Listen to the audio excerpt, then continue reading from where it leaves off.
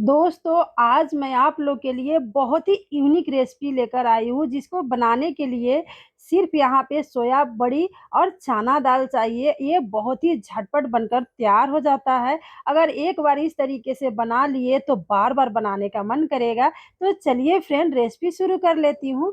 Recipe के लिए यहाँ पे मैं 1 कप चना दाल को अच्छे से रात भर भिगो कर रख दी थी और यहाँ पे सोया बड़ी है, जिसको आधा घंटा के लिए गर्म पानी में भिगोकर रख दी थी, तो हमारे सोया बड़ी और चना अच्छे से भीग गया है। अब यहाँ पे एक कुकर ले ली हूँ और चना दाल है उसको कुकर में डाल लेना है। डालने के बाद यहाँ पे थोड़ा-सा पानी डाल लेना है, एक बड़ा इलायची, एक छोटा इलायची और थोड़ा-सा यहाँ पे दालचीनी का टुकड़ा डाल लेना है और थोड़ा-सा यहाँ पे हल्दी डाल ले रही हूँ और यहाँ पे थोड़ा-सा नमक डाल लेना है।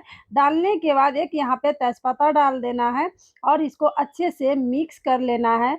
सबको अच्छे से मिक्स करने के बाद कुकर का ढक्कन लगा लेना है। 1 से 2 सीटी आने तक यहाँ पे दाल को पका लेना है। हाँ फ्रेंड, अगर दाल रात में नहीं भिगोते हैं, तो इसको 1 घंटा के लिए गर्म पानी में भी डालकर भिगो सकते हैं। तो चलिए फ्रेंड, अब गैस की तरफ चलते हैं। गैस पे एक पैन चढ़ा ली हूँ। पैन हमारे अच्छे से गरम हो गया है, तो यहाँ पे 1 टीस्पून साबुत धनिया है, 1 टीस्पून सरसों, हाफ टी स्पून सौंफ और 10 से 12 काली मिर्च है, 1 टीस्पून जीरा, 1 छोटा इलायची ले ली हूँ, 2 यहाँ पे लौंग ली हूँ और 2 से 3 यहाँ पे लाल वाली मिर्च ली हूँ। आप तीखा अपना हिसाब से कम-ज़्यादा कर सकते हैं।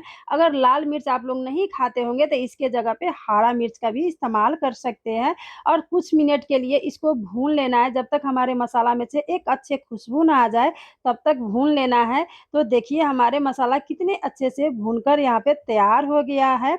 अब इसको एक प्लेट में निकाल कर ठंडा होने के लिए रख देंगे। जब तक हमारा मसाला ठंडा हो रहा है, तब तक आगे का भी कुछ तैयारियाँ कर ले रही हूँ। तो आगे की तैयारियाँ में यहाँ पे मैं ले ली हूँ कुछ सब्ज़ी है, जिसमें एक बड़ा साइज़ का प्याज़ है और एक छोटा साइज़ का है। 2 यहाँ पे मीडियम साइज़ का टमाटर ले ली हूँ और थोड़ा-सा यहाँ पे लहसुन को कली ले ली हूँ और थोड़ा 1 से डेढ़ इंच अदरक ले ली हूँ। सबसे पहले यहाँ पे अदरक को कद्दूकस कर लेना है। आप लोग चाहे तो इसको खलबट्टा में डालकर भी कूट सकते हैं। इसी तरीक़ा से यहाँ पे लहसुन को भी कद्दूकस कर लेना है। हाँ फ्रेंड, मेरे वीडियो थोड़ा-सा भी कुछ अच्छा लगा होगा, तो एक प्यारा-सा लाइक ज़रूर से कर दीजिएगा। तो जभी भी आप कोई-सा भी सब्ज़ी बनाइएगा, तो ज़रूर से ही कद्दूकस करके या खलबट्टा में कूट के ही लहसुन और अदरक का यूज़ कीजिएगा, इससे बहुत अच्छा टेस्ट आता है। अब यहाँ पे सब ग्रेट करने के बाद यहाँ पे जो प्याज़ रखी थी, अब उसको रफ़ली यहाँ पे कट कर लेना है। यहाँ पे आप चाहें तो प्याज़ को नाइफ़ के सहायता से ही यहाँ पे बारीक-बारीक एकदम छोटा-छोटा पीस में कट कर सकते हैं, लेकिन मैं यहाँ पे चॉपर का यूज़ करूँगी, इसीलिए इसको यहाँ पे रफ़ली कट कर ले रही हूँ। अब यहाँ पे एक मैं चॉपर ले ली हूँ और जो प्याज़ रफ़ली कट करके डाली थी, अब उसको इसमें डाल लेना है। डालने के बाद इसको अच्छे से चॉप कर लेना है। अगर आप लोग के पास चॉपर होगा, तो इसको चॉप ही कर सकते हैं। तो देखिए यहाँ पे प्याज़ को चॉप कर ले रही हूँ। हाँ फ्रेंड, ये बहुत ही लाजवाब बनकर तैयार होता है, बहुत ही कम समय में। अगर आप लोग के कुछ समझ नहीं आए सब्ज़ी क्या बनाएँ, तो एक बार इस सब्ज़ी को ज़रूर से ही आप लोग इस तरीके से ट्राई कीजिएगा। तो देखिए हमारे कितने अच्छा से चॉप्ड हो गया है प्याज़। अब इसको एक बाउल में निकाल लेना है। हाँ फ्रेंड, मेरे वीडियो के आप लोग कहाँ-कहाँ से फुल वॉच करते हैं, किस कंट्री, किस स्टेट, किस सिटी से, कमेंट करके ज़रूर बताइएगा, ताकि आप लोग को थैंक्स कर पाऊँ। तो देखिए हमारे कितने अच्छे से यहाँ पे प्याज़ चॉप्ड हो गया है, अब इसको रखती हूँ साइड में। तो यहाँ पे जो मसाला था हमारा बहुत अच्छे से ठंडा हो गया है, तो यहाँ पे एक मिक्सिंग जार ले लूँगी और मिक्सिंग जार में जो यहाँ पे मसाला भून कर रखी थी, उसको डाल लेना है। डालने के बाद इसको यहाँ पे पीस लेना है। ध्यान रखिए यहाँ पे हमें फाइन पेस्ट नहीं बनाना है, बिल्कुल दरदरा होना चाहिए। तो देखिए हमारे कुछ मसाला इस तरीक़ा से पीस कर तैयार हो गया है, बिल्कुल यहाँ पे दरदरा है। अगर आप लोग के पास मिक्सिंग ग्राइंडर नहीं होगा, तो इसको खलबट्टा में भी डालकर मसाला को कूट कर तैयार कर सकते हैं। यहाँ पे दूसरा 3 टीस्पून दही ले ली हूँ। दही ध्यान रखिए कि बिल्कुल फ्रेश होना चाहिए, खट्टा दही का इस्तेमाल नहीं करना है और इसको अच्छे से मिक्स कर लेना है। मिक्स करने के बाद जो हम यहाँ पे मसाला पीस कर रखी थी उस मसाला को इसमें डाल लेना है। डालने के बाद अच्छे से दही के साथ इसको मिक्स कर लेना है। ये ऐसे करने से क्या होता है, दही सब्ज़ी में नहीं फटता है, ऐसे सिर्फ़ दही डालिएगा तो फटने का डर रहता है।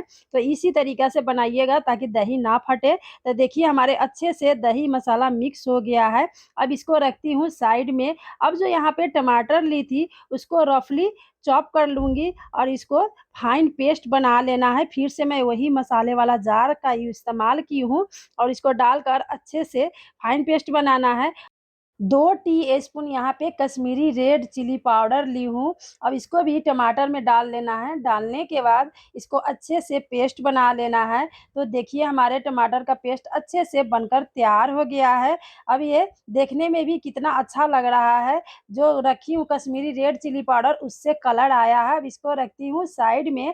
फिर से देखिए सोया बड़ी को आप लोग को दिखा रही हूँ कि इसको गर्म पानी में, हल्का गर्म पानी में भिगोइएगा, ज़्यादा नहीं। तो देखिए कितने अच्छा से हमारा सोया बड़ी भीनकर तैयार हो गया है। अब चलते हैं गैस के तरफ। तो गैस पर एक कढ़ाई चढ़ा ली हूँ। कढ़ाई हमारे अच्छे से गरम हो गया है। अब जो सोया बड़ी है इसको डालकर अच्छे से भून लेना है जब तक इसका गोल्डन ब्राउन कलर ना हो जाए। यहाँ पे ध्यान रखिए मीडियम टू लो हीट पे ही इसको भूनना है। सोया बड़ी में बहुत सारा प्रोटीन पाया जाता है, तो इसको किसी न किसी रूप में आप लोग ज़रूर से ही ट्राई कीजिएगा। तो हमारे सोया बड़ी देखिए कितने अच्छे से यहाँ पे भून गया है, अब इसको निकाल लेना है। निकालने के बाद जो यहाँ पे दाल चढ़ाई थी सीटी लगने के लिए, तो हमारे अच्छे से 2 सीटी यहाँ पे लगकर दाल बनकर तैयार हो गया है। तो देखिए आप लोग को दिखाऊँगी किस तरीक़ा का होना चाहिए। हाथ पे रखते मसलते देखिए कितने अच्छे से मसल जा रहा है, ऐसा ही दाल बनकर तैयार होना चाहिए। अब इसको रखती हूँ साइड में, फिर से चलते हैं गैस के तरफ। गैस पर फिर से वही कढ़ाई ली हूँ और अच्छे से कढ़ाई यहाँ पे गरम हो गया था। तो यहाँ पे 2 से 3 टीस्पून ऑयल डाल लेना है। यहाँ पे मैं सरसों का ऑयल ली हूँ, आप लोग को जो खाते होंगे वो ले सकते हैं। और हाफ टी स्पून साबुत जीरा डाली हूँ, 1 तेजपात डाल ली हूँ।